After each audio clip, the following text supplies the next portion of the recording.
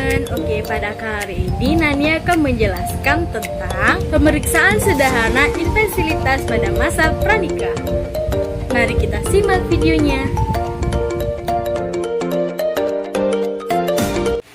Nah, sebelum kita masuk ke materinya, teman-teman ada yang tahu nggak sih apa itu pranikah? Nah, benar, pranikah itu masa sebelum seseorang individu menikah. Masa pranikah ini masuk ke dalam asuhan kebidanan yang diberikan sebelum pasangan menikah. Pelayanan asuhan pranikah ini perlu diberikan baik pada calon pengantin pria dan calon pengantin wanita. Sebagai seorang bidan, maka asuhan menjadi kewajiban untuk memberikan asuhan kepada setiap wanita usia subur atau WUS sebelum menikah. Nah, kita masuk yang pertama ya, pemeriksaan hasil sel sperma. Nah, setiap orang pasti ingin memiliki anak setelah menikah kan? Nah, namun ada hal-hal yang memiliki peluang sulit memiliki anak dan suburnya seseorang. Antara pasangan satu dengan yang lainnya pasti itu tidak sama. Nah, untuk pemeriksaan sperma ini perlu dilakukan sebelum menikah.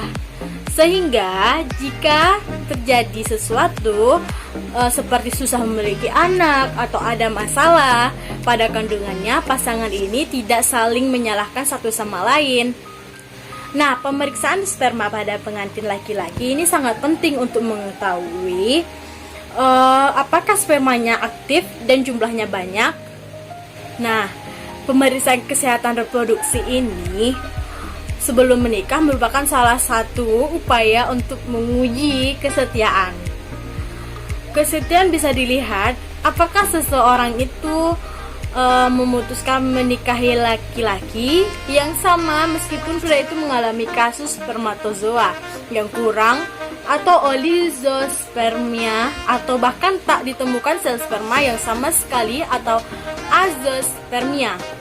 Demikian pula sebaliknya. Yang pertama, deteksi suhu basal. Alat yang digunakan yaitu termometer suhu.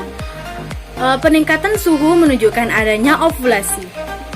Peningkatan suhu menetapkan selama 3 hari, mengidentifikasi 48 jam setelah ovulasi, dan menandakan dimulainya masa tidak subur setelah ovulasi.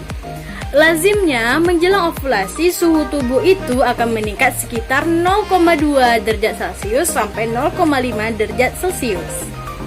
Kurva temperatur basal. Nah, kurva temperatur basal ini atau disebut juga dengan suhu tubuh baal adalah suhu yang diperoleh dalam keadaan istirahat dan harus diambil segera setelah bangun di pagi hari, setelah setidaknya 6 jam tidur. Tujuannya ini pencatatan suhu basal untuk mengetahui kapan terjadinya masa subur atau ovulasi 35,5 sampai 36 derajat Celcius. Pada waktu ovulasi, suhu akan turun lebih dahulu dan naik menjadi 37 sampai 38 derajat, kemudian tidak akan kembali pada suhu 35 derajat. Pada saat itulah terjadi masa subur atau masa ovulasi. Kondisi kenaikan suhu akan terjadi sekitar 3 sampai 4 hari. Nah, kemudian akan turun kembali sekitar 2 derajat, akhirnya kembali pada suhu normal sebelum menstruasi. Hal ini karena produksi progesteron menurun. Selanjutnya adalah pemeriksaan lendir serviks atau mukus serviks. Nah, pada saat pemeriksaan ini, Anda bisa melakukan beberapa cara. Yang pertama, menggunakan jari. Nah, pemeriksa ini digunakan untuk mengetahui berada di dalam masa subur atau tidak. Nah, cek tekstur lendir serviks ini dengan jari bisa mencari tahu lendir serviks secara manual dengan memasukkan 1 atau 2 jari ke dalam vagina, ke dekat leher rahim. Setelah itu, dikeluarkan kedua jari Anda. Perhatikan pada warna dari lendir pada tangan Anda untuk mengetahui apakah lendir menunjukkan sedang dalam masa subur atau tidak. Masa subur adalah suatu masa dalam siklus menstruasi perempuan, di mana terdapat sel telur matak yang siap dibuahi. Sehingga, bila perempuan tersebut melakukan hubungan seksual, maka kemungkinan terjadi kehamilan. Masa subur merupakan rentang waktu pada wanita yang terjadi setiap bulan sekali. Masa subur wanita adalah masa di mana ada satu sel telur yang siap untuk dibuahi oleh sel sperma di saluran telur atau tuba, yang terjadi di 1 bulan sekali. Sel telur ini mampu bertahan hidup dalam keadaan siap dibuahi selama 1-12 hari. Lendir leher rahim melindungi sel-sel sperma sehingga sperma dapat mempertahankan daya pembuahan 3-5 hari. Hanya jika ada lendir, perubahan serviks ini dapat diamati melalui vulva dan dicatat setiap hari. Serviks bisa dapat dikendali dengan rasa atau sensasi penampakan dan tes dengan jari tangan. Nah, yang pertama, sensasi. Ada atau tidaknya lendir dikenali dengan sensasi pada vulva. Sensasi mungkin merupakan rasa yang jelas tentang kering, lembab, lengket, basah, licin, atau lubrikasi. Selanjutnya ada penampakan. Kertas tisu putih dan lembut diusapkan pada vulva. Coba lakukan. Itu tisu akan basah dan bila ada lendir serviks, lendir akan terlihat mengumpal pada tisu. Pada warna lendir dicatat mungkin putih, krim, buram, atau transparan.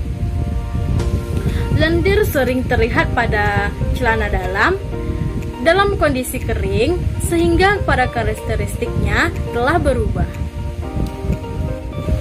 Selanjutnya, pemeriksaan penunjang lain yang sesuai dengan calon pengantin yang diperlukan adalah yang pertama, pemeriksaan HB, itu golongan darah dan resus. Yang kedua, pemeriksaan urin rutin. Yang ketiga, pemeriksaan yang lain seperti gula darah, HIV, malaria, thalassemia, hepatitis B, dan TORCH. Nah, ditambah sedikit ya, organ reproduksi pada perempuan. Bisa kita lihat pada gambar, adanya saluran telur, umbai-umbai, indung telur, bibir besar, bibir kecil, labia mayora, labia minora, ovarium, leher rahim atau cervix, klitoris atau plantit, itu ada lubang kencing atau uretra, terus ada vagina, anus. Ini semua organ reproduksi pada perempuan. Organ reproduksi laki-laki ada kandung kemih, kandung sperma, terus ada penis, kepala penis, buah zaka.